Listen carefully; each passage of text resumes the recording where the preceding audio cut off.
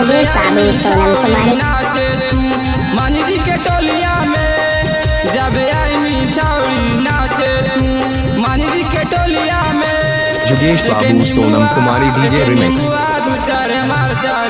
लटकाइए चोटी में एक निमुआ दूसर मारचा लटकाइए चोटी में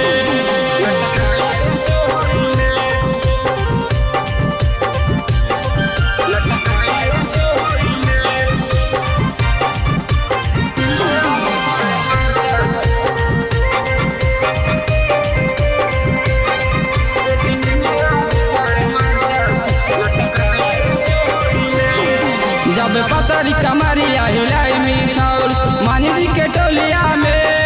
जब घगरी उठा के नच मिठाउल मानी जी के टोलिया में एक निमुआ दू चार मारचा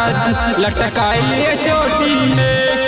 एक निमुआ दू चार मारचा लटकाइए चोटी में एक निमुआ दू चार मारचा लटकाइए चोटी में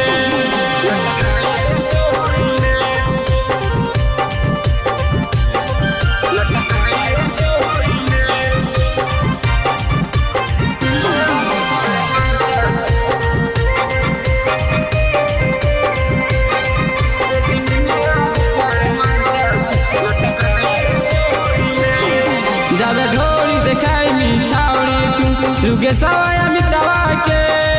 जब ढोली दिखाई मिठाई तू जुगे सवाया मिटवा के एक निमुआ दू चार मारचा लटकाइए चोटी में एक निमुआ दू चार मारचा